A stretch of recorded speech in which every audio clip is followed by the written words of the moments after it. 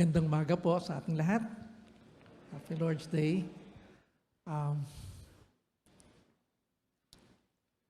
sure a lot of us are affected by what was shared earlier. Nagulat din ako. Ngayon ko lang din narinig. At pag mga ganitong panahon siguro talagang kailangan natin hingin ang kapayapaan ng Panginoon, ano? Upang maging bukas tayo sa kanyang salita. Para nag-flashback yung marami kong mga memories kay Pastor Paul. Kaya please uphold me also in your prayer, no? As I lead us in our meditation this morning. I will be flashing portions of the Word of God that was read to us, kaya okay lang din na hindi bukas yung mga Bible. No? I request na talagang we can all just reflect, no, on the Word of God that I will try to show and share to you. So we continue with our theme of rebuilding.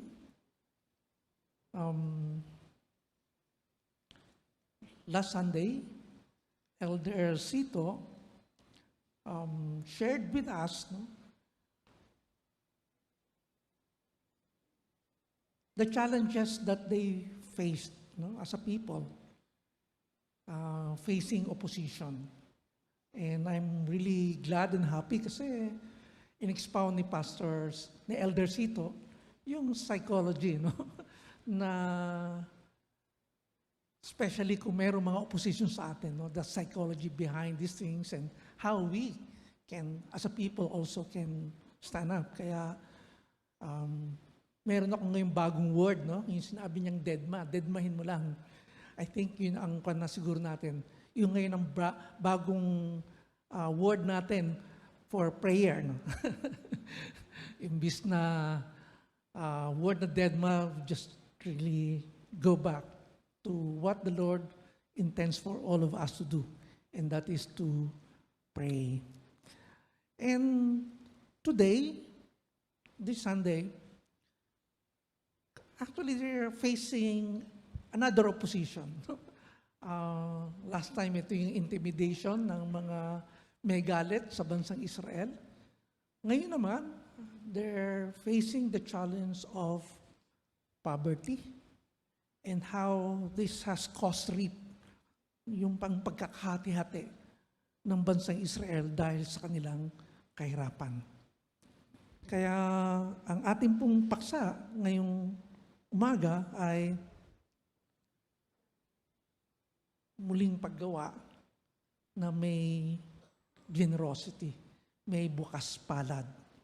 Pero makikita natin dun sa tugon ni Nehemiah na hindi lamang ito ang hinihingi sa atin ng salita ng Diyos, kundi, kaya nga sabi ko rito, rebuilding with kindness, bukas palad, but beyond, no? Even beyond.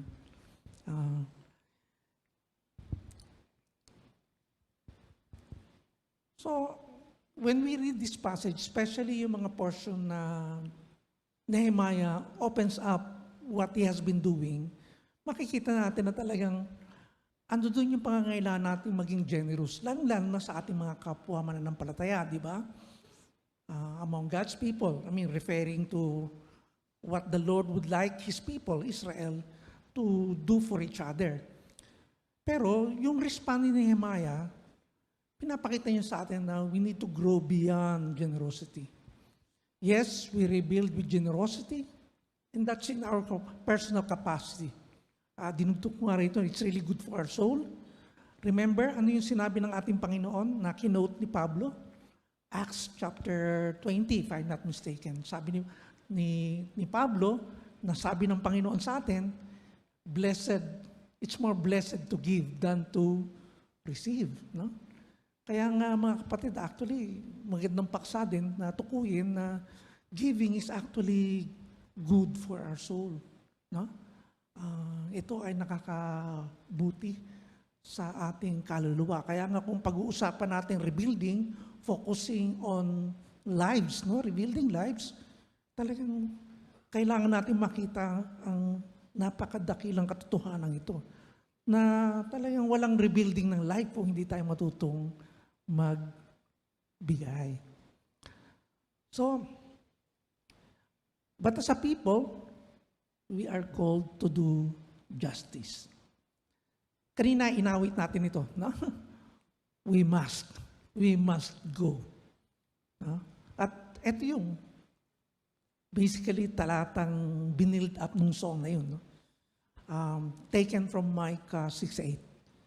He has told you, O man, what is good, and what does the Lord require of you? But to do justice, and to love kindness, and to walk humbly with your God. No?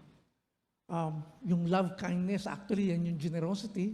But beyond that, the Lord would like His people to do justice.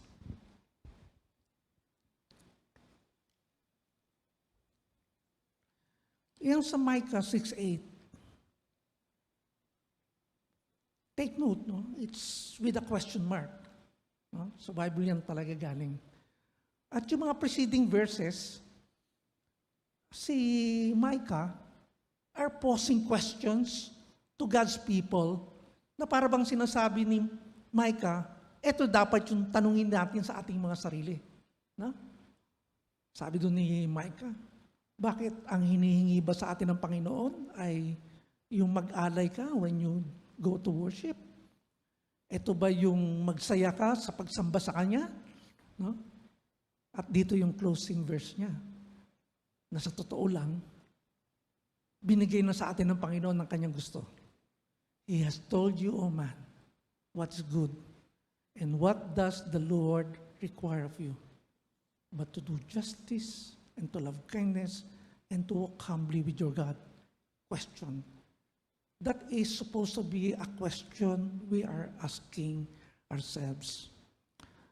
I start with this kasi yung mababasa natin sa Nehemiah would also pose questions to us. Kaya, in a way, yun yung ating mga points that we have to take up. Una, ano ang ating reaksyon kung ang ilan sa ating mga kapwa mananampalataya ay nangangailangan? Dito, sa Nehemiah, we're not given statistics about poverty. No? Hindi statistics ang binigay ni Nehemiah, although sa Bible, makikita naman natin yung mga number of people, no? At kung ilan. In fact, si Nehemiah nga, binanggit nga niya kung yung pinapakain niya yung mga tao. Pumapatay siya ng isang baka sa isang araw at 6 na parang sheep, no? Para mapakain lang araw-araw. So, ano doon yung pagbibigay ng mga numbers? Pero dito, ang binigay sa aklat Nehemiah ay yung sigaw, yung outcry ng mga naghihirap. No? We're given the voices, and perhaps, if you know those people, the faces of the poor. Ito yung verse na binasa sa atin. Although ang ginamit ko rito ay ESB. Now there was a great outcry of the people and of their wives against their Jewish king. Ibig sabihin, ito yung mga mahihirap ng mga Hudyo, kasama ng kanilang mga may bahay. I mean, pag binanggit yung may bahay, kasi sila talaga yung affected, pag ang apektado yung mga anak, no? So talagang hindi na nakontento na ang mga husband lang nila ang magsalita, kundi pati yung mga ina. No? Tito, magsasabi sa atin, alam natin na pag ang naapektuhan na yung mga bata na, talagang hindi mo rin mapipigilan yung mga ina, no? Na talagang ipaglaban ang kanilang mga anak. No? There was a great outcry of people and of their wives. No? Binanggit pa rito. Laban dun sa kanilang mga kamag-anak. No? At basically, siguro dito talagang actual relatives nila yung iba, no? Their fellow Jews. At dito, hindi kinakagid makakasagot na hindi ko naman yung kaano-ano eh. No? Para ba, yung kagad tinatanggal na yung ganong klaseng response. No? Which is usual sa atin pag may mga pangangailangan. Hindi ko naman yung kaano-ano, di ba? Pero this verse is telling us, pag ito ay kapwa mo man ng palataya. And especially here in KBCF, no? Sinasabi natin we belong to one family. Kaya pag meron KBCF in need, hindi mo lang yung kapwa man ng palataya, kundi no? Kapamilya yan. No? Ano ang kanilang sinisigaw? With our sons and our daughters, we are many. No? Nilagay ko dito yung pledge kasi sabi ng mga scholars, malamang may emendation lang yan para bang dun sa pagsasalin sa Hebrew natanggal lang yung isang kasi yung Hebrew ibang klase yan. Mga dots lamang ang matanggal nag-iiba na ang meaning. No? So malamang daw may natanggal dun sa kanilang pagsusulat no? Into newer version at ang tingin ng maraming mga scholars dito, yung word na many, no? Ito na yung word na pledge. Kasi yung many at pledge sa Hebrew, isang kudlit lang ang difference. Kaya sinasabi dito, with our sons and our daughters, we are already mortgaging ourselves para kami makakuha ng makakain. No? So that we may eat and stay alive. So ito yung level kagad ng poverty na makikita mo, no? Sobrang kahirapan. Ibinebenta na yung sarili. Meron namang iba, we have to pledge our fields, our vineyards, and our houses in order to get grain. Ibig sabihin, dahil nga may famine, wala na ring ani, so, minomortgage na nila yung kanilang mga properties, no? In times of famine. At ang kasunod, dahil nga sa napakalaki ng tax na ini-impose sa kanila ng Persian Empire, yung iba naman, dahil hindi rin siguro productive yung kanilang land, nangungutang na rin, no? Para mabayaran lamang yung tax. And syempre, kung wala naman kang para bang ipantutustos dito at hindi lumalago ang iyong business, ultimately, mauuwi sila dun sa preceding verse. No? Mag-mortgage na lang sila dun sa kanilang mga hinihiram. Kaya, ano sabi nila? Magkapamilya naman tayo no? At yung aming mga anak, no? Mga anak din ninyo. Pero bakit yung aming mga anak, yung aming mga anak na lalaki, mga anak na babae, ay ibinebenta? At yung word kanina ron na tinranslate sa NIV, I think, kulang yun kasi ang word dito our daughters have been ravished. Mamaya ipapaliwanag ko kung ano yung konteksto niyan. So, we are helpless. And our fields and vineyards now belong to others. You see, eto ngayon yung problema nila no? Sama-sama sila, tinatak sila ng Persian Empire kasi sinasakop sila ng Persia. No? Pero ito, para bang lalong, parang tawag yan. Dito yung masasabi natin, the rich become richer and the poor becomes poorer. No? Well, ito yung natural na kalakaran, di ba? Pag nangangailangan ka, nangungutang ka, di ba? Yun yung talagang kalakaran. Kaya okay lang. No? Para bang it's allowed in the society. Pero kung tutusin, di ba kung wala ka namang ibabayad at pinautang mo yung tao, talagang lalo lamang lumulubog yun, di ba? Hindi loan ang kailangan yan. Actually, isa yan sa mga distinction na ginagawa namin sa CCT kasi yung organization that I have been a part of, ang pinaka-main ministry niyan ay yung tinatawag na running microfinance. No? Alam niyo yung microfinance? Ito yung nagpapautang no? Nagpapautang sa mga entrepreneurial poor, yung mga mahihirap na talagang nagtsatsagang magtinda at mga lakal, di ba? Ah, kung tutuusin, para bang nakakahiya rin sabihin dahil may tax siya, no? At ang tax, ay hindi tax, meron siyang interest eh. At kung tutuusin, normally yung interest na yun, malaki eh. It's equivalent dun sa equivalent sa credit card. So 3% a month, malaki na rin yun. Pero alam niyo po, kailangan yun para mapatakbo yung ministry, pero at the same time, ang tinatarget ng CCT ay yung tumatakbo sa mga Bombay. Kasi yung sa mga Bombay, 20% interest nun. So kung ikukumpara mo nun sa 3% a month, sa 20%, naku, malaking bagay na po yun. Kaya yun ang tinatarget. Kunyari, yung aming presidente, pag may pinuntuhang lugar, at makakita siya ng Bombay, sabihin kagad niya sa isip niya, kailangan ng CCTV rito sa lugar na ito. No? Kasi yun na nga eh. No? Sa totoo lang, hindi kami galit sa mga Bombay. I hope and pray na we have to understand the things that they are doing. Marami sa kanila na-hold up talagang at napapatay. Sa totoo lang. Sila yung tinatarget ng mga rogue na policemen. Eh. No? Bakit natin kailangan maintindihan? Kasi i-entertain ba sa bangko yung mga mahihirap pag pupunta sa bangko para mangungutang? Hindi eh.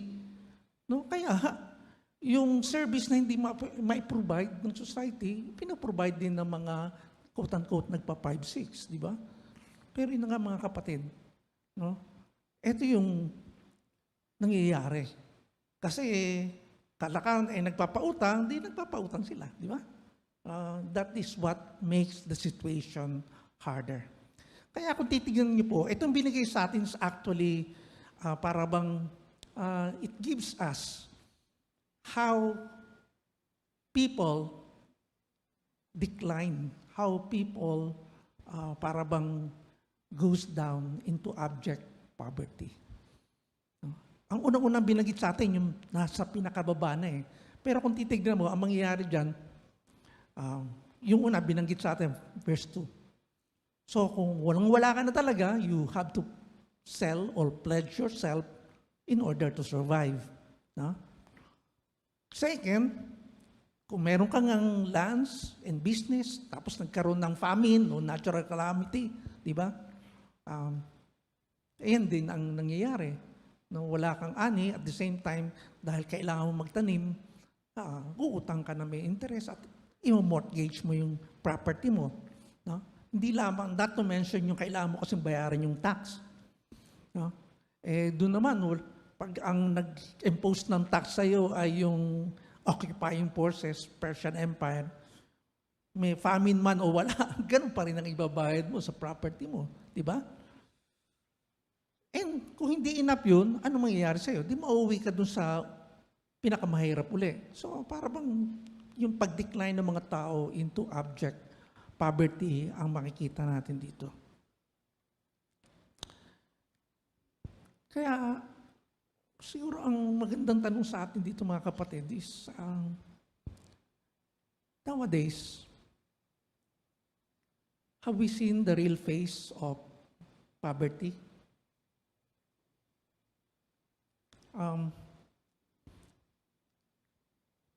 I thought, alam ko yung poverty. Kala ko, alam ko siya. Pero nung tinawag ako ng Lord, I was serving here as a pastor, pero the Lord called me to work in CCT. And ang unang lugar na, kasi nga, pag doon, kahit na pastor ka, you will serve doon sa pinakamababa eh. Kaya kung alam yung kalakaran sa pangungulekta ng utang, nag-serve din ako as account officer. No? Diyan ako sa Commonwealth eh. No? Sa mga squatters community dyan. Pinapasok ko yung lugar na kung saan ang mga niluluto ng mga tao yung sinasabing pagpag. Kung alam niyo yun. Ano?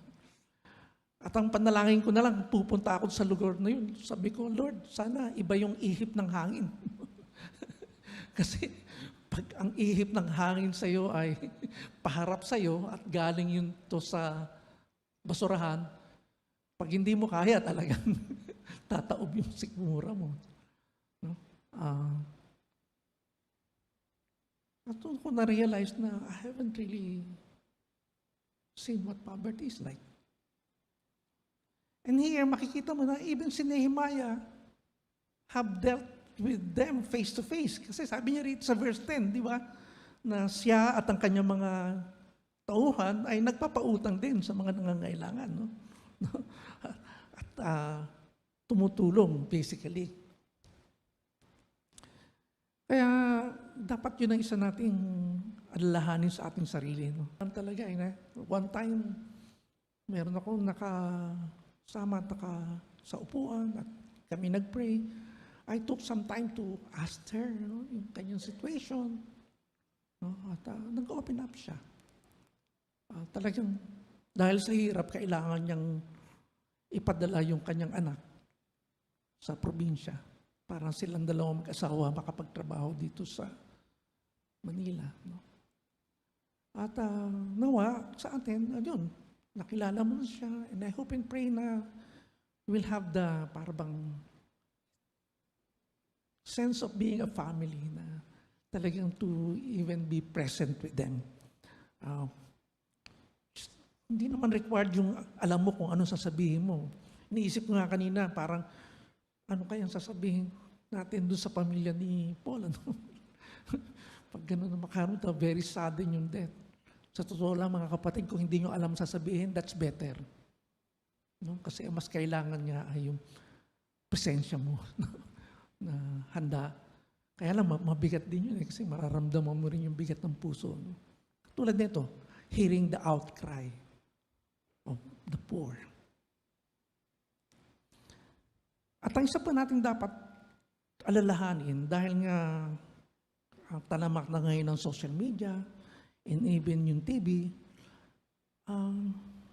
para bang akala mo, alam mo na yung poverty kasi nakikita mo siya sa TV eh. Yan yung numbing effect, na parang tutusin na i-insulate ka na, para bang anong tawag niyan? Para kang nababaccinate against the real needs of the people. Para kang nababakunahan na hindi ka na naapektuhan kasi napapanood mo na sa TV. No, lalo na sa social media, pinopost yan, di ba? May mga sinasabing, there will be some graphic scenes na makikita mo with those who are suffering, with those who are grieving. So what's our reaction when some of our brethren are in need?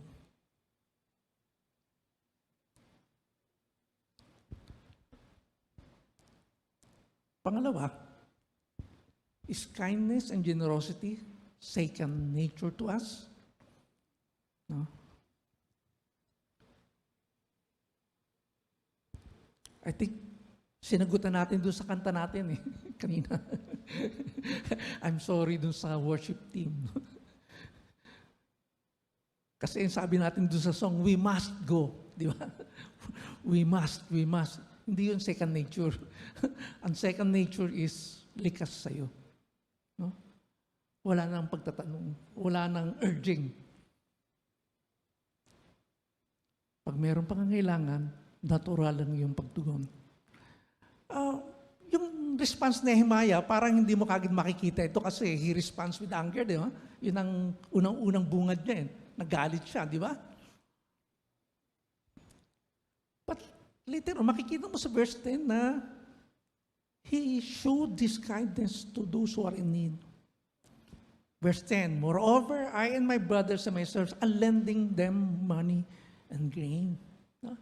So obviously, kasi tinawag nga niya, huwag kang mag-charge ng interest. So basically, siya, wala na rin interest. Pag nangangailangan, no? Papahiram. At dito, makikita niyo yung kindness ni Nehemiah. Hindi niya hiniwala yung kanyang sarili doon sa mga kapwa niya mayayaman. No, ano sabi niya rito? Let us stop this taking of interest. Hindi niya na-chupwera ang sarili niya. Sinasabi niya, sa simula, naging part din ako ng ganyan. Kasi yan ang kalakaran ng mundo. No? Papautang din siya. Pero i-realize na, mali . Kaya, hindi niya hiniwala yung sarili niya. He also showed sympathy for the rich people, for the nobles, by admitting to some culpability.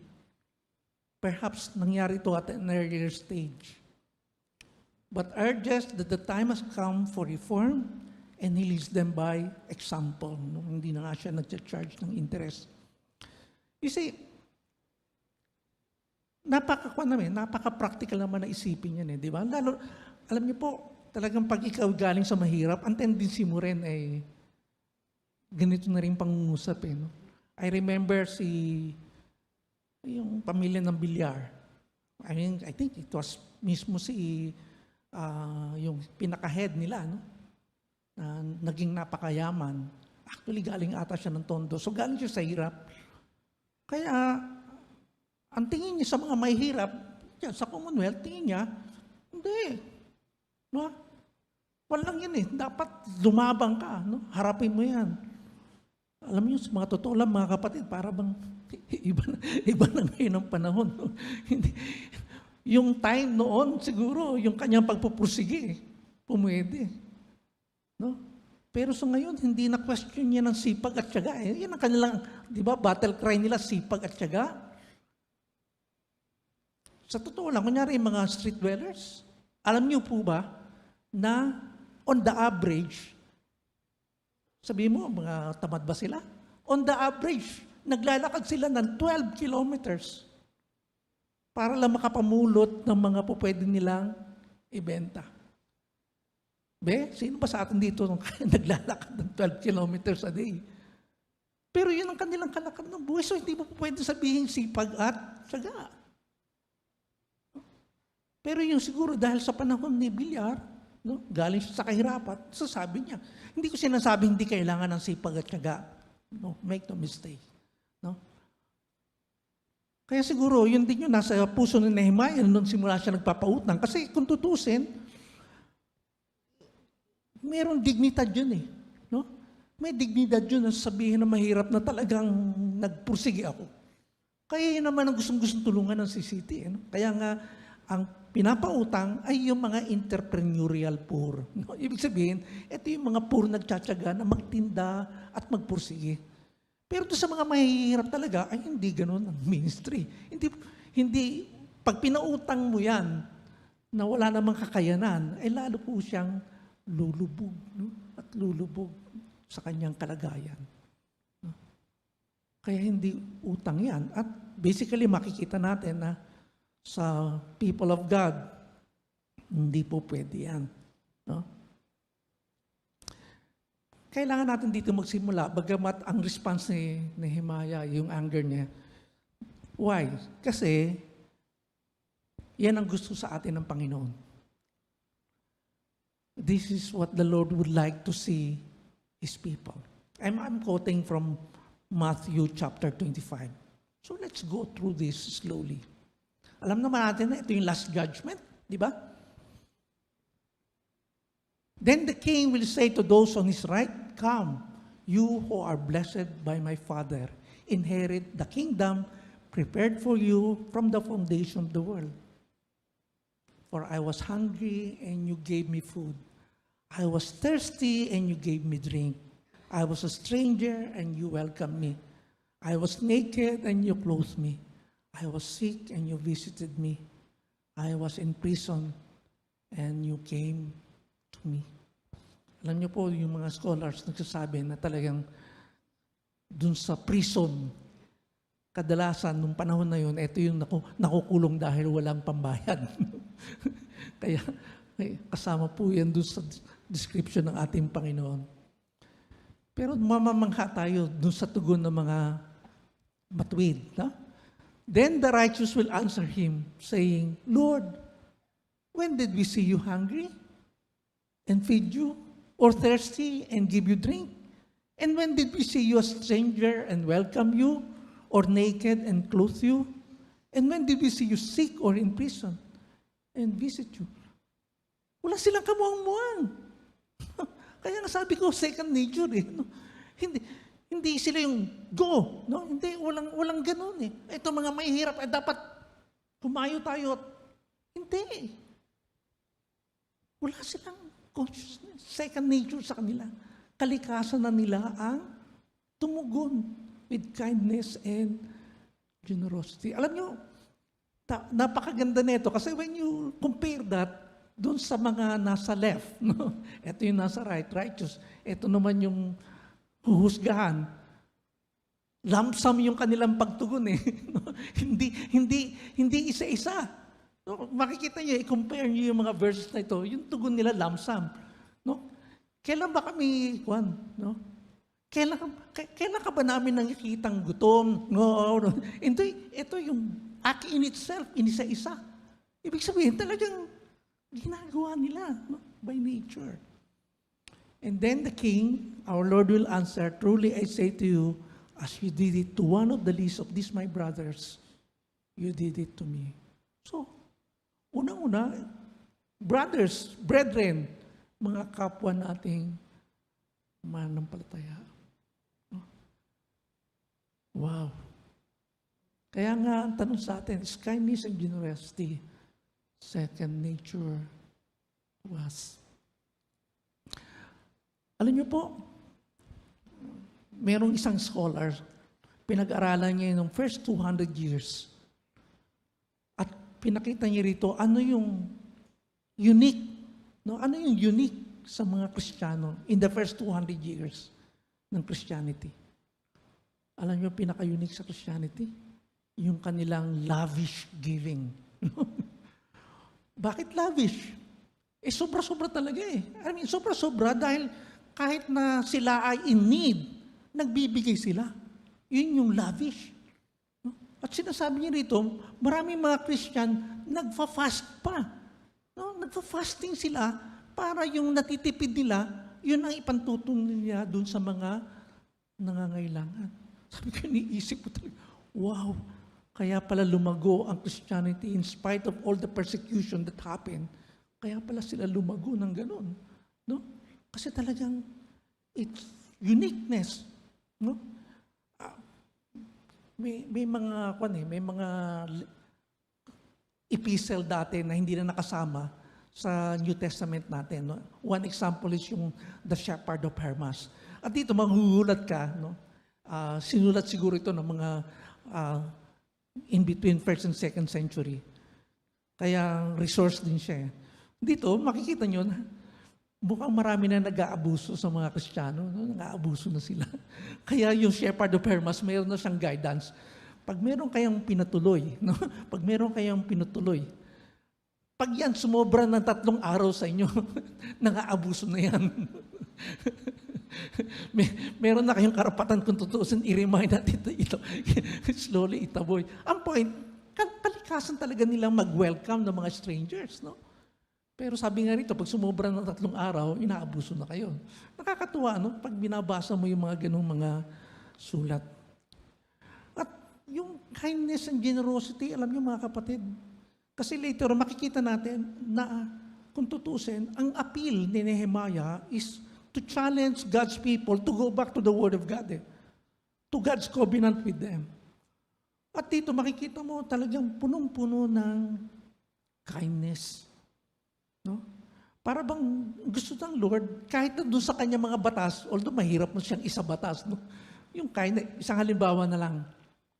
Alam niyo ba yung laws of gleaning? Laws of gleaning?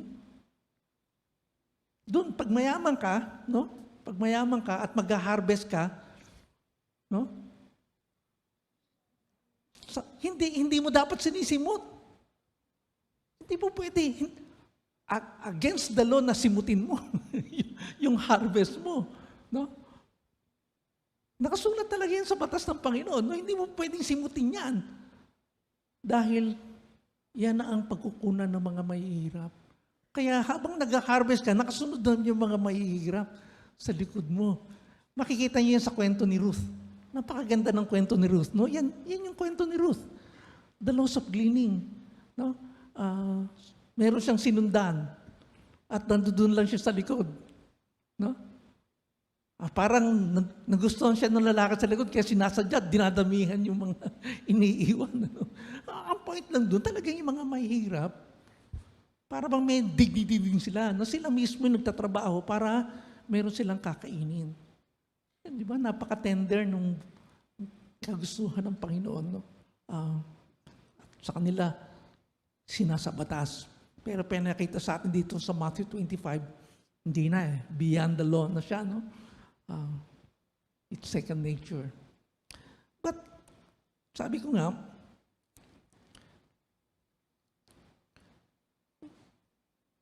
higit pa rito ang hinihingi sa atin nung ating binasa.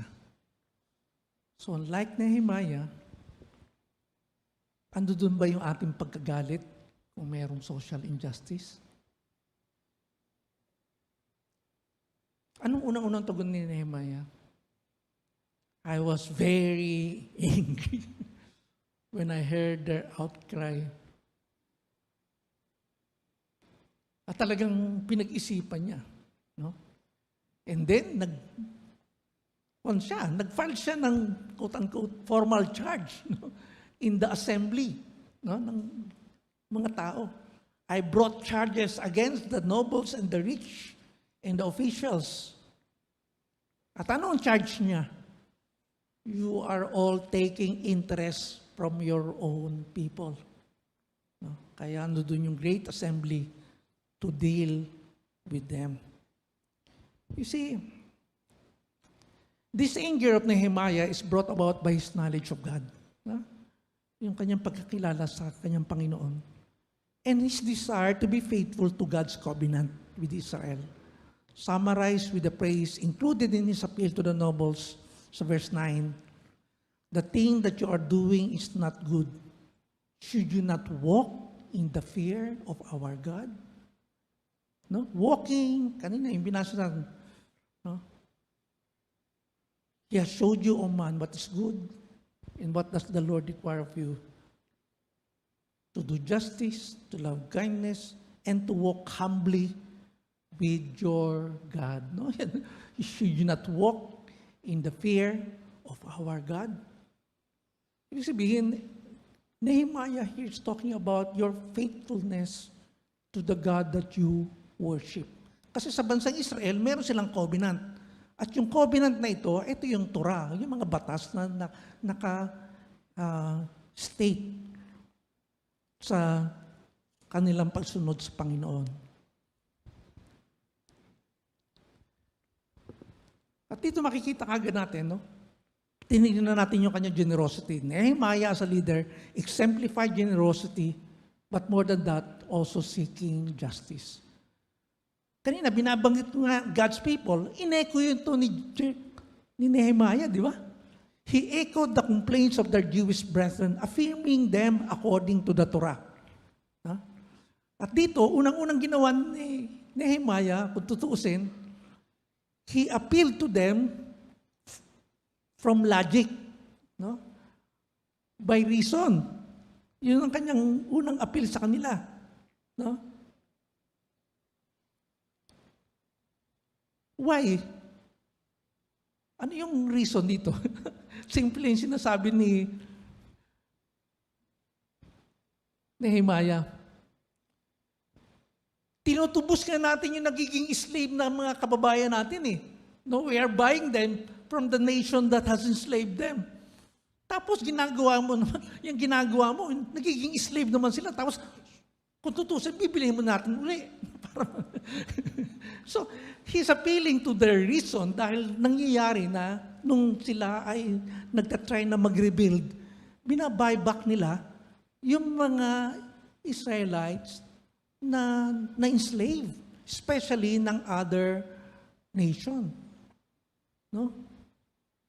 As far as we are able, we have bought back our Jewish kindred who had been sold to other nations, but now you are selling your own kingdom, who must then be brought back by us. Ibig sabihin, binibili nga natin sila away from slavery, redeeming them, tapos dahil sa inyong pinagagawa, magiging slave sila, mangyayari niya, bibili natin uli. No?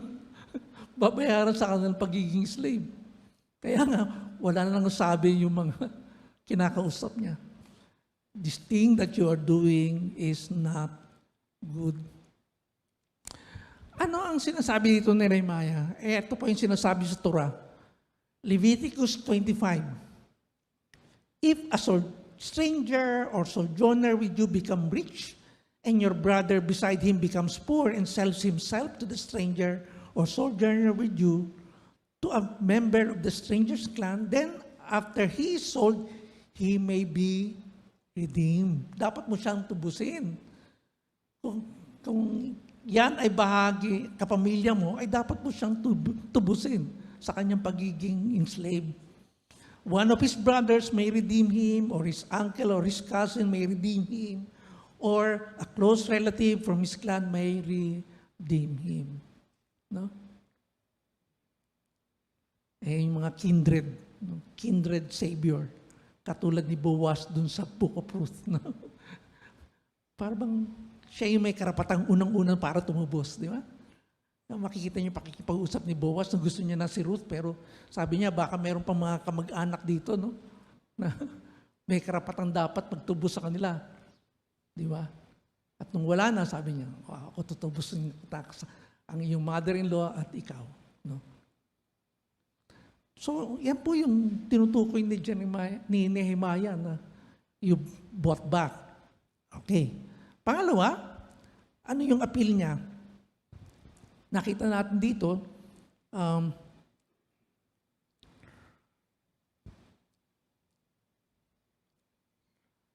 the thing that you're doing is not good. You should not walk in the fear of God to prevent the taunts of nation, our enemies. So, ang second appeal ni Nehemiah, no, take pride as a people.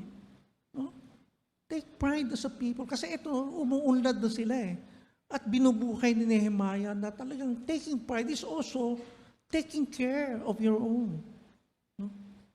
Pero kung tayo mismo ay talagang parang tawag natin, isip talangka, no? Tinatapakan mo yung nasa ilalim sa iyo para ikaw ay umangat. No? What pride do you have then as a people? Wala. No? Kaya sabi nito, prevent the taunts of the nation, other nation. He appealed to their national pride and urged them to stop collecting interest and pledges and return to them their lands and the interests that they have collected, setting an example to them.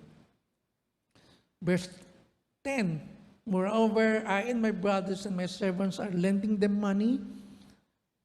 Talagang bibigyan ng mga pera at pati grain para meron silang kakainin with no interest. So let us stop this taking of interest. Restore to them this very day their fields, their vineyards, their olive orchards, their houses, and the interest on money, grain, wine, and all that you have been exacting from them. You see, mga kapatid, nasa Torah din yan eh. Exodus 22, 25 to 26, at ganun dun sa Deuteronomy 24:10. If you lend money to any of my people with you who is poor, you shall not be like a money lender to him. You shall not exact interest from him. No? So labag din yan sa batas ng Panginoon sa people of God na mag-charge ng interest sa kanilang kapwa. So I don't know itong mga present-day Israelite o mga Jew, if they charge interest dun sa kanilang kapwa Jew. No? Kasi maraming mga malalaking bangko, ang mga owner niyan, mga Hudyo. So, gusto kong imbestigahan kung charge nila ng interest yung kanilang mga kapwa Hudyo. No? Kasi maliwanag po yan dun sa Torah. I'm sure. I don't know kung paano nila i-implement nila samantalang meron silang mga bangko. At sabi ko kanina, yung gustong instill ng Panginoon sa atin yung kindness, no? Ito, kasi oftentimes, one of the parang expensive property that you have is your cloak, di ba? Kailangan mo yan kasi malamig eh. Ano ba, napaka-tender pa rin. Sabi niya, pag isinanglan niya, yung balabal niya, pag maggagabi na, ibabalik mo sa kanya. Kasi malamig. At pag yan ay umiyak sa akin, maririnig ko siya sa pag-iyak. Wow! No? Para bang ang hirap ko. Pero yung ini-instill din ng Lord sa people of God, yung Gentleness. Marami. Pag binabasa niyo ito, talagang nakakamangha yan to. Meron dun, pag merong nagsasangla sa'yo, no? Huwag kang papasok sa bahay niya at ikaw mamimili. Hindi. Aantayin mo sa labas. Anong ibig sabihin nun? Di ba ngayon, pag meron kang utang, hindi, no? Papasukin sa bahay, no? Ito. Ito, hindi pwede. No?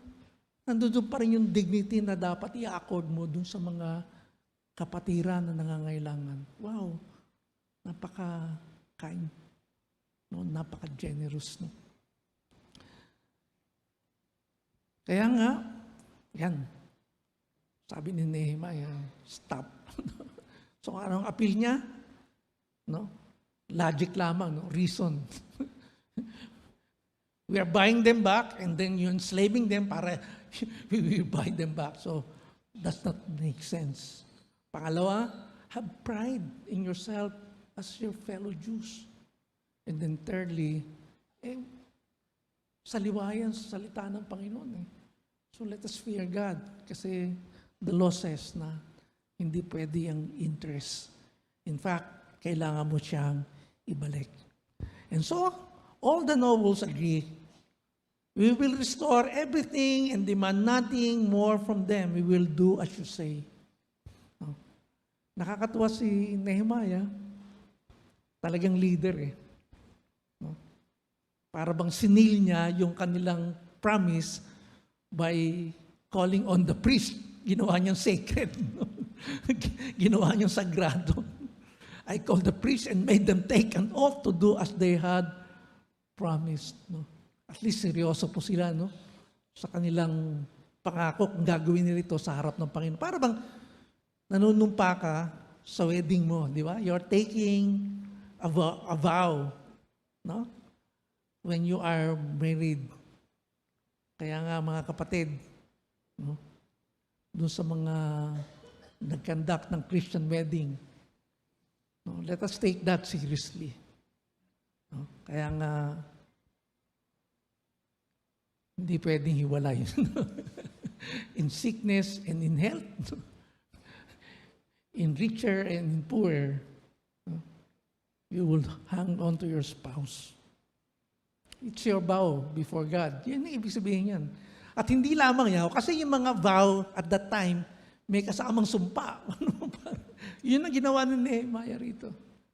No? Sinabi ni Nehemiah, nawa ugain kayo ng Panginoon, no? Parang iliglig kayo ng Panginoon para matanggal kayo dyan sa inyong mga properties. Mahiwalay kayo sa inyong mga properties pag hindi nyo sinunod dito. So, serious talaga si Nehemiah. And you see,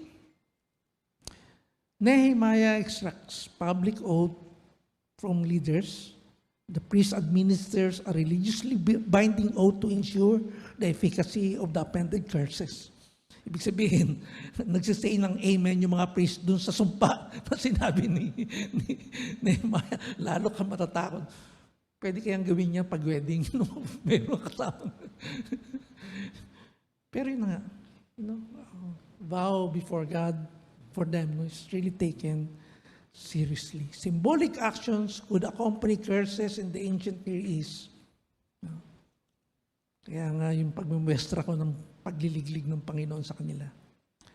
Again, Nehemiah,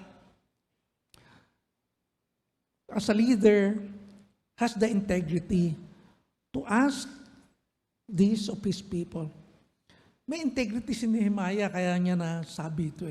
Unang-una nakita natin, hindi niya iniiwala yung sarili niya, na culpable din siya. Pero at the same time, andun yung kanyang integrity. At sinare niya, ano yung kanyang ginawa. No? Nung na-appoint siya as the governor in the land, for 12 years, neither I nor my brothers ate the food allowance of the governor. All the former governors were before them laid heavy burdens on the people and took food and wine from them, besides 40 shekels of silver. But I did not do so because of the fear of God. Kaya nandun yung kanya integrity. Ano sinasabi dito ng Nehemiah?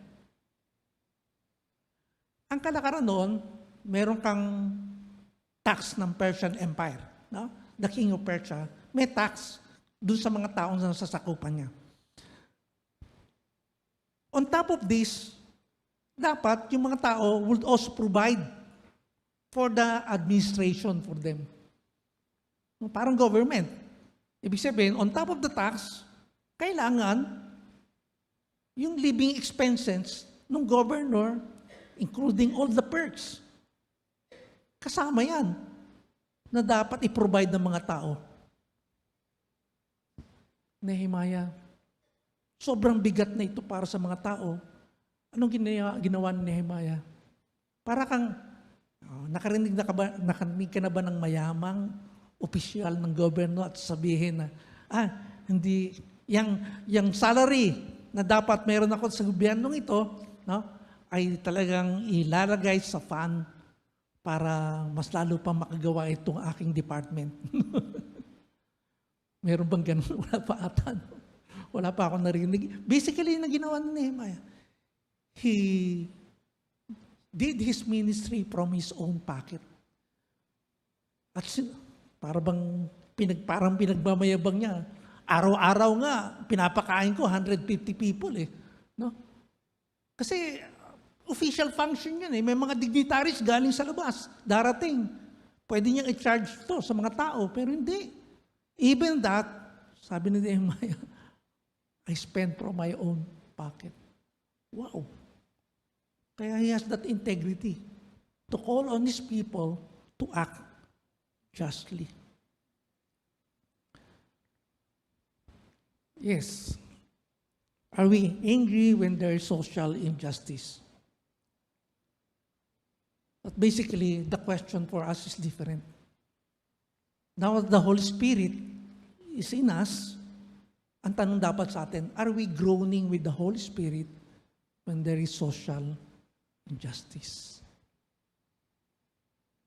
Nabanggit kanina ng ating worship leader na talagang itong panahon natin ngayon, no? Kaliwat kanan, gera, doon yung mga needs. Ano doon ba yung pag-groan natin? Kasama ng banal na Espiritu sa mga nangyayari sa ating panahon? For we know that the whole creation has been groaning together in the pains of childbirth until now. Not only the creation, but we ourselves, who have the first fruits of the Spirit, groan inwardly as we wait eagerly for adoption as sons, the redemption of our bodies. And then yung favorite verse natin, verse 26, likewise the Spirit helps us in our weakness, for we do not know what to pray for as we ought. But the Spirit Himself intercedes for us with groanings too deep for words. Ang ginagawa ng banal na Spirit sa atin, we groan. We groan.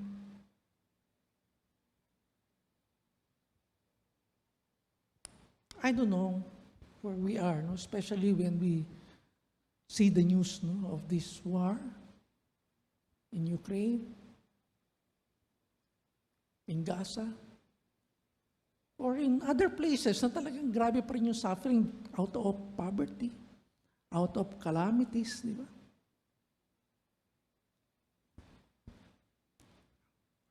Unang response sa atin dito dapat yung panalangin eh. And I'm glad that the Lord is raising up prayer warriors, prayer ministry dito sa KBCF. Kasi yan ngayon ang talagang hinihingi sa atin ng ating Panginoon.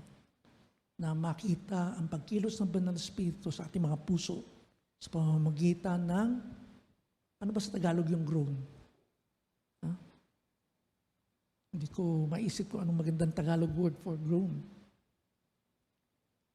Groaning too deep for words. Ibig sabihin, hindi na yung salita, yung having a proper prayer, hindi. No? Pag, buntong hininga, yung ano yung panaghoy. Ay, thank you. No?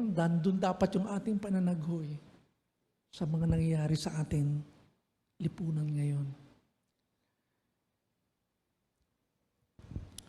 But you see, sabihin niyo sa akin siguro, ganun din reaction ko eh. In our modern world, Nehemiah's action seems to be lacking. Bakit lacking? Hindi niya in-address yung oppressive tax imposed by the Persian King Empire. ba? Eh, yun yung unang-unang mabigat eh. No? Meron kang buwis. Dahil ikaw yung sinasakop ng ibang bansa. Parang kulang-kulang. No, actually, I think dapat natin maunawaan that that is really what He can do in the context and in particular point of history ng Israel. No? Kaya maganda dyan yung prayer. No? God, grant me the serenity to accept the things I cannot change, courage to change the things I can, and wisdom to know the difference. No?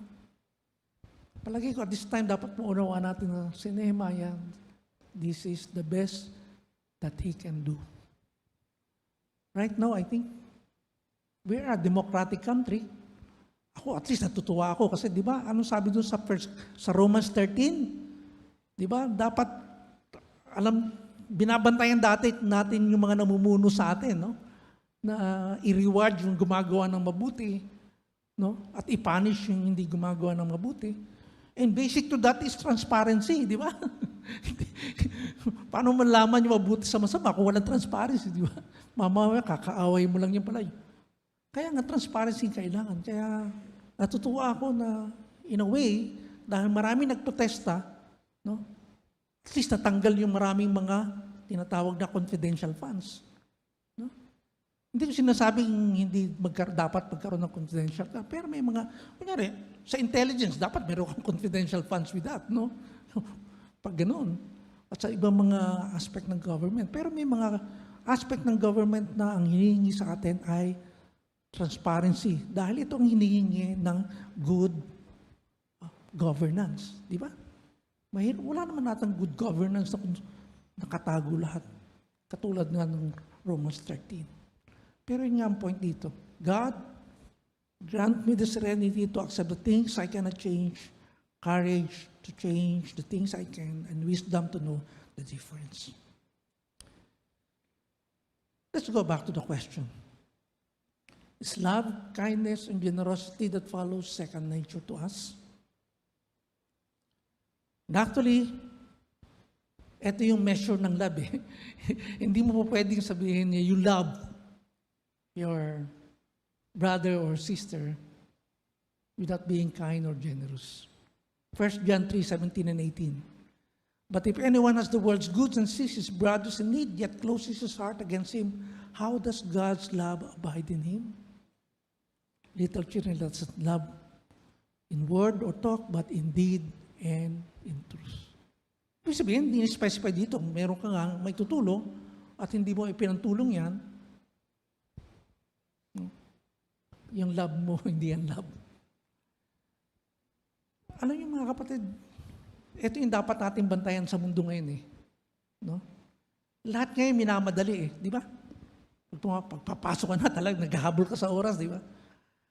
Beware of the rush of this world. Rush, numb us. No? Pag nagmamadali ka na, hindi na mapapansin yung mga nangangailangan na nasa yung mga tabi. No? Kaya nga isang discipline siguro natin, mga kapatid, ay yung matuto tayong to be still and know that God. Kasi that's the only way for us to be protected ng rush ng lahat ng rush. But paano kaya yung as a church, makikita sa atin yung kindness and generosity? And I would like for us to take a look at this. 2 Corinthians 8, 1-9, no? I asked to help us here.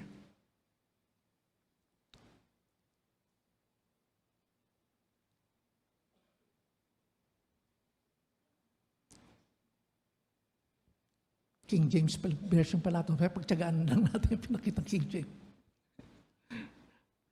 So, dapat makita daw natin yung binistow ng God na grace sa Church of Macedonia. Take note of that, no?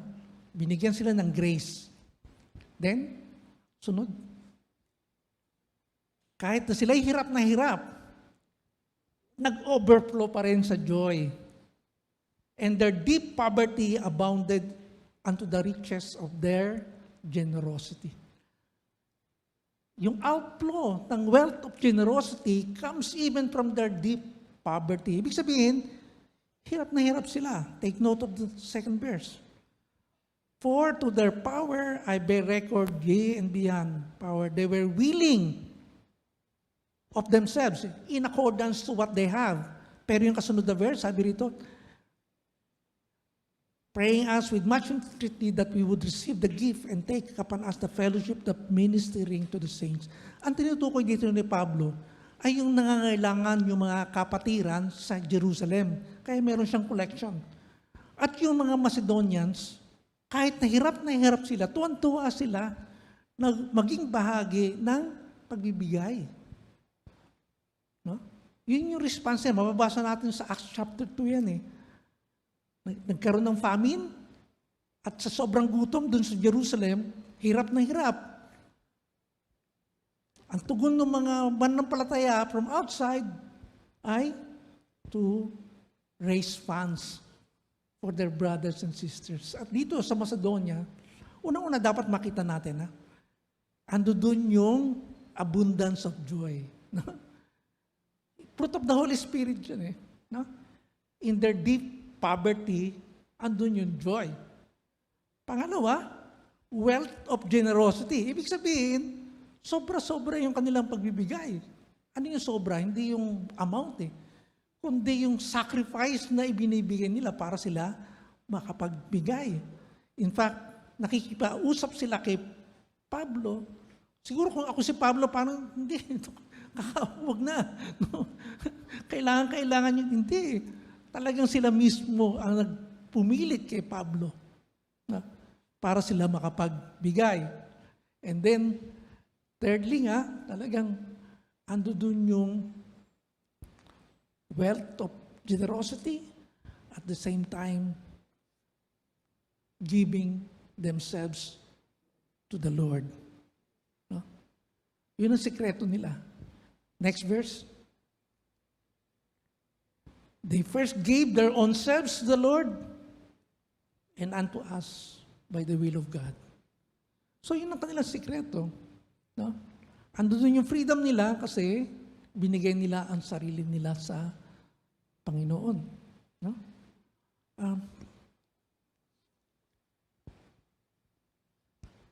Nung pinag-aaralan ko ito, honestly talagang, parang I pray, Lord, ibalik nyo nga yung the first time that I experienced you, kasi naalala ko yun eh. No? The first time na tinanggap ko ang Panginoon, ang saya-saya ko. Kasama ko noon ang mother ko. Tapos nung sumakay kami sa jeep, sa Pasay, pagsakay namin sa jeep, meron tao doon na talagang walang-wala, no? At sinisingil na siya ng driver. No? Ako, dumukot ako kagad sa bulsa ko, binigay ko lahat. Ang dami pa. Mami ko, kasi Ilocana ang mami ko, parang, ano yan? Gusto niya akong pigilan. Pero eto ako, bigay. Parang, wala na akong pamasahe ngayon, pero ang saya-saya ng puso ko. I don't know. I hope and pray na the Lord will bring us back to the time na talagang, dahil sa na-experience mong grace mula sa Panginoon, talaga namang, katulad ng inawit natin kanina, di ba? No? We receive freely, and so we freely give. No? Yun yung song natin kanina. Pero yun ang grace. Iba pala pag ma-experience mo talaga yung grace ng Panginoon. Next.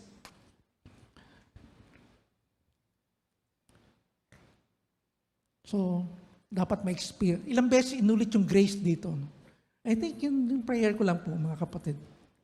Back to the slides. Thank you. Let's go back to the PowerPoint.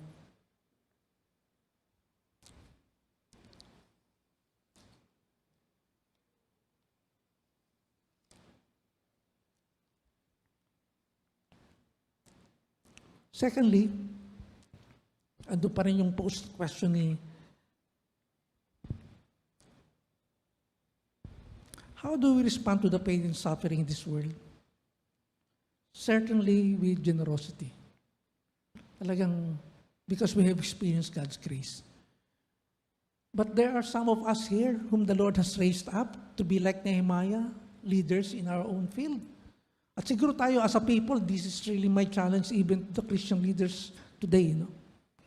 Kasi dapat natin i-address itong unang-una para sa akin, na lalong lumutang dahil sa gera ng Ukraine and gera ng Israel against Gaza. When this pain and suffering is brought about by injustice, are we angry enough to act at the social injustice and evil around us? And here's a great trick. Parang sampal sa ating lahat to. We cannot feed the poor, but we can fund a war. Alam niyo ba?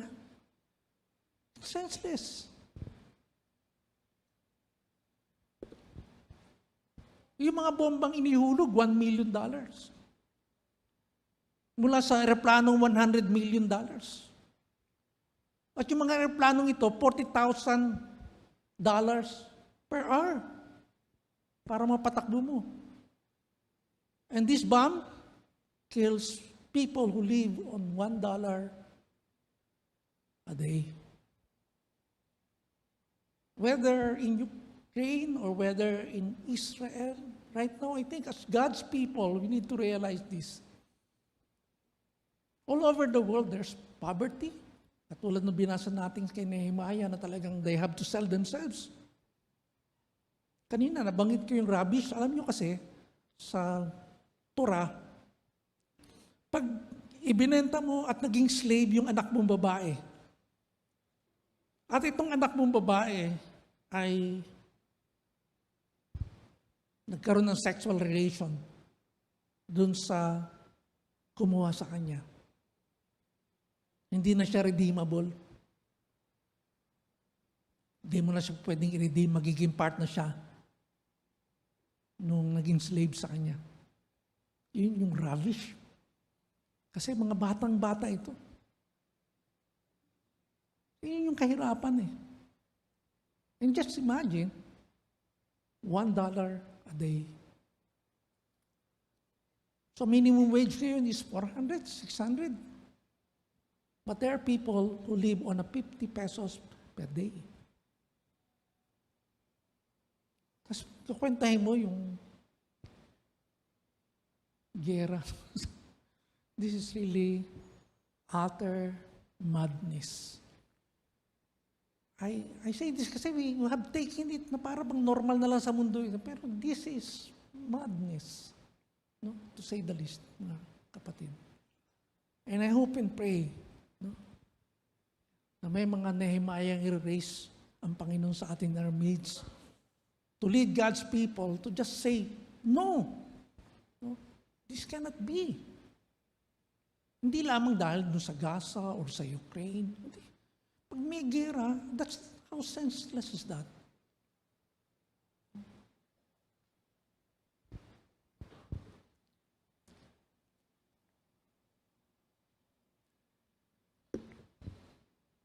Nowadays, are we growing the Holy Spirit in prayer at the social injustice of our world?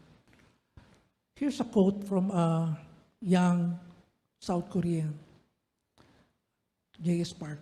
I used to believe all anger was wrong.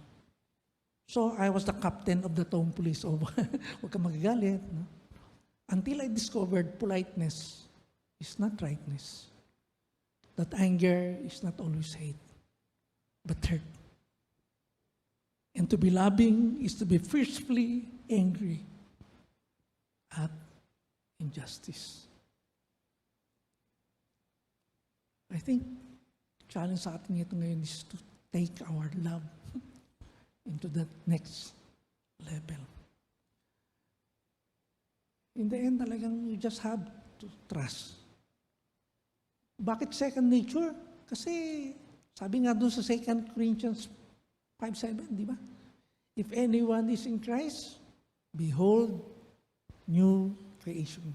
We are God's new creation. We are a kind of people whom the Lord would like to raise up para makita ng mundo na there's another kind of life. Nakatulad ng pinakita ng mga Kristiyano in the first 200 years, talagang with lavish generosity. No? Sana yun ang makita sa atin. As much as maganda yung kantang we must, no, I think we need to go with joy, no? And pray na because the Holy Spirit is now working in our hearts. Talagang we can be the renewed God's people. Kaya siguro, bago tayo dumako sa ating Lord's Supper, I would like for us to sing that song. No?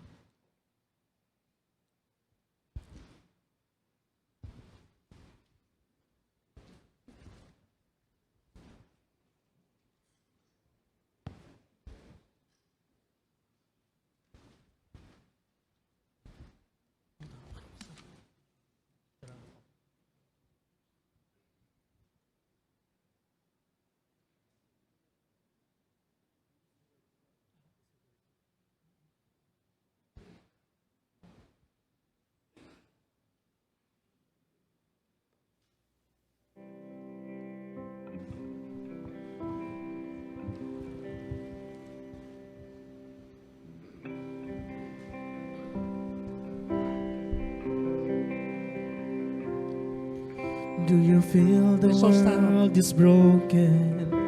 We do. Do you feel the shadows deepen?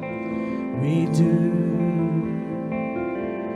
But do you know that all the dark won't stop the light from getting through? We do. Do you wish that you could see it all made new? We do.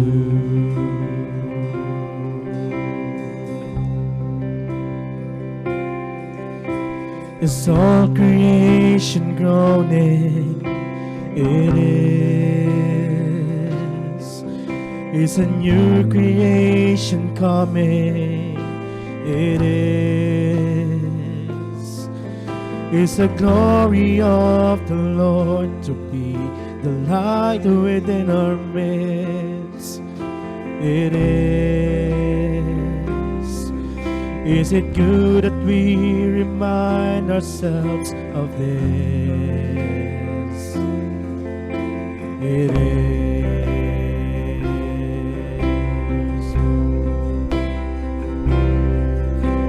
Is anyone worthy?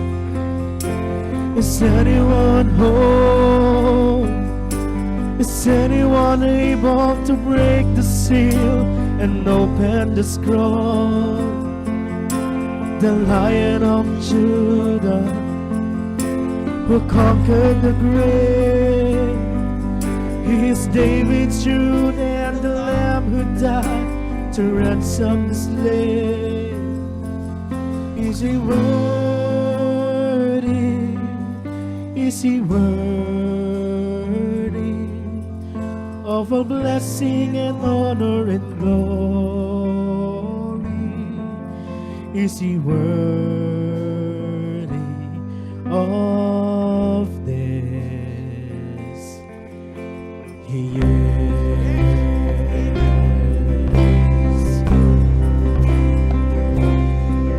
Does the Father truly love us? He does. Does the Spirit move among us? He does. And does Jesus, our Messiah, hold forever those he loves? He does. Does our God intend to dwell again with us? He does.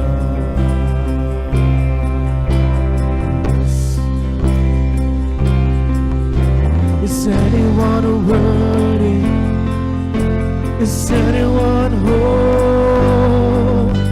Is anyone able to break the seal and open the scroll? The Lion of Judah, who conquered the grave. He is 'cause David's truth and the Lamb had died to ransom us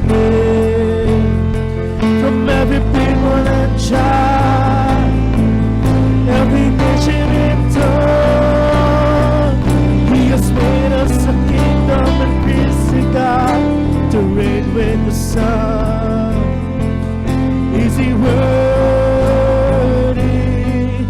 Is He worthy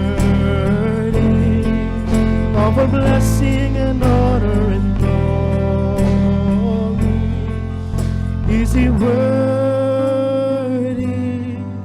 Is He worthy? Is He worthy of this? He is. He is. Is He worthy? Is He worthy? He is. He is. He is worthy. He is worthy. He is.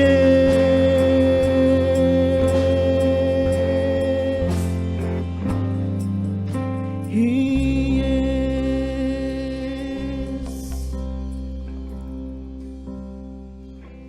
Maraming salamat, Panginoon. Maraming salamat po. Maraming salamat, Lord, dahil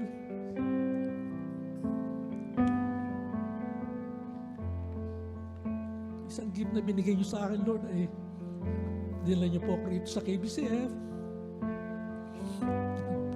Sinasabi ko sa mga kaibigan ko, my one and only church. You have raised me up, Lord.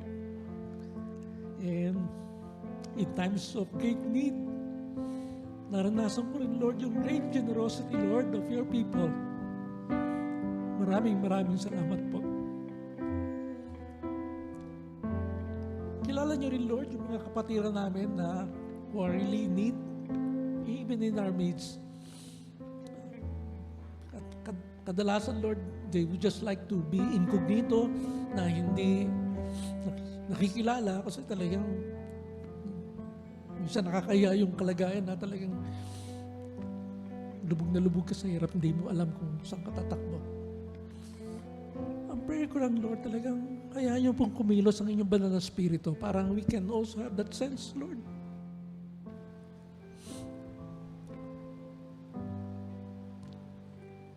Maraming salamat, Panginoon. At katulad ng aming pong inawit, Lord, gusto lang po naming pahayag sa buong mundo, you are worthy of all honor and praise and glory. Maraming salamat. And we'd like to celebrate, Lord, your worth, your great worth, as we celebrate the supper that you have instituted for your people. In Jesus' name we pray. Amen.